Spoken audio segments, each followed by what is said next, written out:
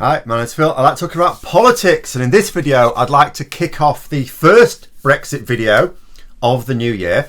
Also, the first Brexit video of Brexit. Actually, Brexit has happened, with some good news, as well as a serious follow-up question. In fact, I'll be starting off with a Brexit benefit, a genuine Brexit benefit, a genuine Brexit benefit to some part of Britain's territories, in fact. Due to a last-minute agreement, the people of Gibraltar won't just be retaining EU benefits, they'll arguably be enhancing them. However, the agreement does also raise serious questions about why the same should not apply for the people of Scotland. But first, if you'd like to be notified of daily news and politics, please subscribe to the channel and click the bell notification icon. So, Gibraltar and Spain have been working on an agreement for some time. I've talked about it in the past. There are a lot of people on the Spanish side of the border that work in Gibraltar, and Spain can ill afford the loss of jobs in an area already very high on unemployment. Gibraltar, of course, do not fancy a load of friction due to Brexit with their only land neighbour. A land neighbour don't always see eye to eye with. So, there has now been agreement. Gibraltar has joined Schengen, an area allowing for enhanced freedom of movement for its citizens. Excellent news. And I could once again poke at the fact that because of Brexit, this is entirely because of Brexit, this is entirely what the Conservatives have delivered to us, Spanish citizens can now pass freely into the British territory, but British citizens can't do the same. If a UK citizen wants to take their blue passport that sort of looks black sometimes to Gibraltar, they want to go to Gibraltar, they don't just go, I got this passport, you have to let me in quite quickly. It's like, no, there's a queue over there. What you want? There's Americans in that queue. This is British passport, British territory, I'm coming in. No. You will be coming in, but you'll have a bit of a delay. Oh, Spanish citizen, oh yeah, you come right through. No problem at all there, sir. Brexit. But this is good news, genuinely, for Gibraltar, because it enhances their freedoms. Even when the UK, and of course its territories, got to enjoy the benefits of EU membership, there was always a bit of friction at the border between Spain and Gibraltar. You see, for political reasons, like I said, don't always see eye to eye. And this effectively melts away now. The border will be managed, as far as I can tell, just like any other border in Schengen. The agreement has only just been struck, I have to say. It's only a few hours old, so, something may come up at some point. But as far as I can tell, proper freedom of movement there. Spain will also take control over Gibraltar's ports and airport, aided by Frontex, which is an EU organisation. Hang on, what was that? Hang on a minute. So the EU are taking over management of a British port and airport. Is that right? Yeah, that's right. Isn't that losing sovereignty somewhat? No, not at all. According to our Foreign Secretary and ardent Brexiteer Dominic Raab, no, it's absolutely fine on the old sovereignty front. Okay then. Having an EU organisation and an EU nation take over a British port and airport isn't a loss of sovereignty. Right, that's me put right then. I could ask how it was a loss of sovereignty to be a member of the EU when we still had direct control over our own ports and airports. But I can worry about that later. In fact, I think sovereignty may be coming up in another video later today or tomorrow or something. The official line from the UK government is, this is fine and dandy. Well, that is good enough for me. And I will say this, there were fears about this agreement going through. How would the Brexiteer government deal with it with their Brexit mindset because, of what would be involved. But Boris Johnson backed it up. Now, I am going to have to say, Boris Johnson did say some time ago he would back Gibraltar. He would support them in any agreement they wish to make. And he has actually done that. Good man. Can't complain about that. Now, what about Scotland? Because here's the situation. Northern Ireland voted to remain in the EU in 2016 in the referendum. A majority of people, not all, but a majority of people in Northern Ireland voted to remain. They have been allowed to remain in the EU's customs union. Gibraltar also voted to remain in the EU. They're not stupid.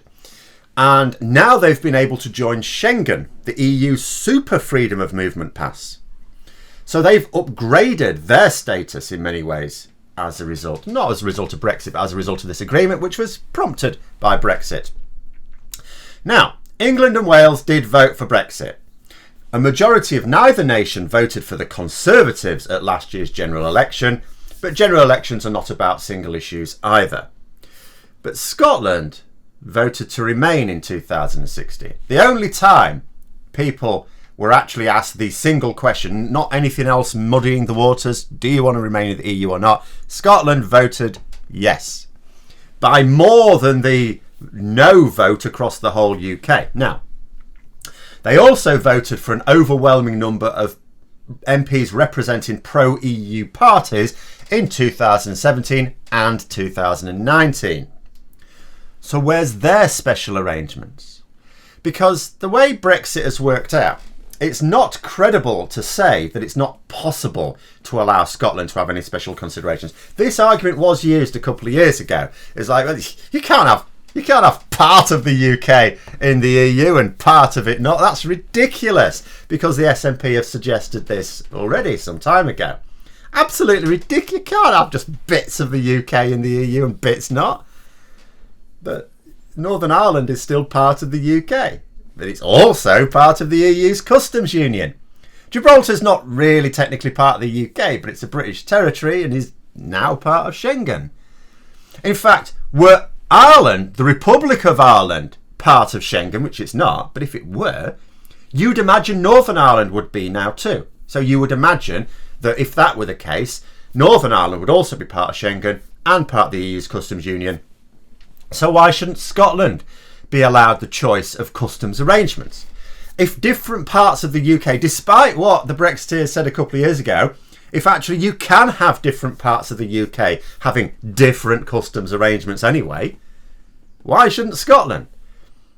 It has a mandate for closer alignment with the EU. That's clear from both the referendum and the last two general elections. It has a devolved parliament to be able to manage these things. Why shouldn't it be able to choose? Or at the very least, why shouldn't it be able to have a referendum for the people of Scotland to decide themselves if that's what's required? Not that that's what was required for the people of Northern Ireland, but if they wanted that, I am quite sure that the MPs, MSPs in the Scottish Parliament would be happy with that, the majority of them. Maybe not the Conservative ones, but maybe the Conservative ones, because they're not happy about this either. And the result would hardly be in doubt if the people of Scotland were asked this single question. You know, who would you rather frictionless trade with? The EU or the bit of the UK that's been a bit awkward? I think I know where that would go. There may be some who say, well, you know, this would create a hard border with England. Well, it would and it wouldn't. A customs border would certainly exist between Scotland and England. How hard it would actually be largely down to Boris Johnson's government. English MPs, effectively. But a couple of things about this. One, that border need be no different to the customs border between Northern Ireland and Britain. You know, inside the UK already. Two, now, politically, of course, we can understand the SNP would absolutely be all over a border like that. You know, just like Republicans in Northern Ireland, they would actually welcome as a Brexit benefit aligning themselves away from England. That would suit them politically for Scotland to remain aligned with the EU, but move that alignment away from England. That would help their cause. Although you would think they don't really need any extra help. Every time Boris Johnson opens his mouth about Scotland, that helps their cause plenty. But it wouldn't just be a political decision, because Scotland exports more to the EU than it does to the rest of the UK.